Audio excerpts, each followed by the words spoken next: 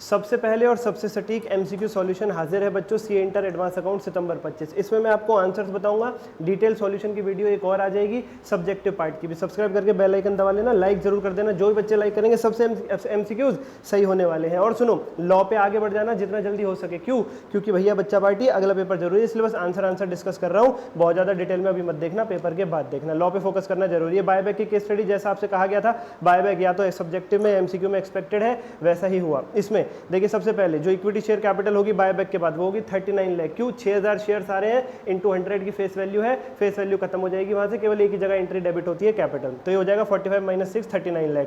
Number of share जो allowed है buyback के लिए वो 6000 है। क्यों? 350 लाख के केस में तो नील है, 350 लाख के केस में नेगेटिव आ रहा था आपके third debt equity ratio test का आंसर, और 300 लाख के केस में 6000 अलाउड है, क्योंकि 11250, 14500 और 6000 तीनों में से लोएस्ट है 6000। ठीक है सर, ठीक है। और फोर्थ का आंसर आपका रहेगा 6000। वो फिर ओवरऑल पूछ रहे हैं कि ओवरऑल सारे टेस्ट के बेस पर क्या आंसर रहेगा? 6000। ओके सर जी। उसके बाद इसका ये फाइनेंशियल स्टेटमेंट, मैंने कहा था इंटरनल रिक और फाइनेंशियल स्टेटमेंट दोनों में से एक 2 नंबर का एमसीक्यू एक्सपेक्टेड है, ये रहा 2 नंबर का एमसीक्यू।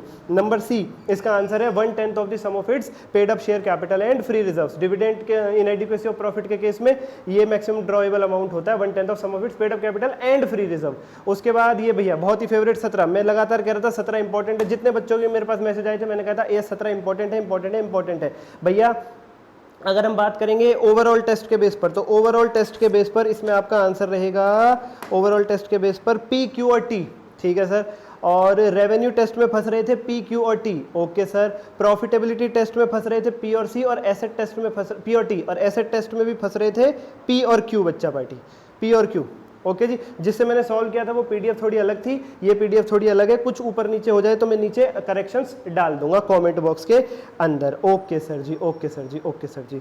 चलिए बच्चा पार्टी, इसके बाद ये हमारी एक केस स्टडी थी, 12 और 16 को मिला करके दे रखी थी। 18 लाख का क्या करना है? पीएनएल में जाएगा, पब्लिसिटी और रिसर्च एक्सपेंस का खर्चा। उसके बाद बोरोइंग कॉस्ट कितनी कैपिटलाइज होगी? बोरोइंग कॉस्ट कितनी कैपिटलाइज होगी भैया?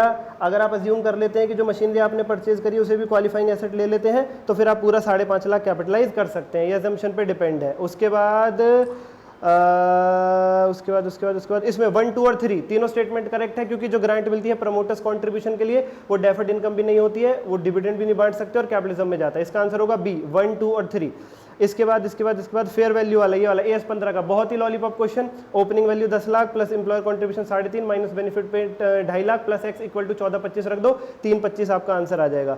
उसके बाद इसका आंसर होगा बच्चों 61,85,000। Initial operating loss, interest paid, ये आपका कैपिटलाइज नहीं होगा, बाकी सारी चीजें कैपिटलाइज होंगी। इसका आंसर आएगा 61,85,000। ओके जी। चलिए बच्चा पार्टी, कमेंट करके बताइए आपका कितना स्कोर बैठ रहा है, फटाफट जितना जल्दी हो सके। आज के लिए इतना ही, मैं डिटेल सॉल्यूशन भी ले आऊंगा, कुछ एक इसमें भूल चूक अगर हुई वो पीडीएफ अलग थी तो मैं कमेंट मार दूंगा, पिन में चेक कर लेना। Thank you.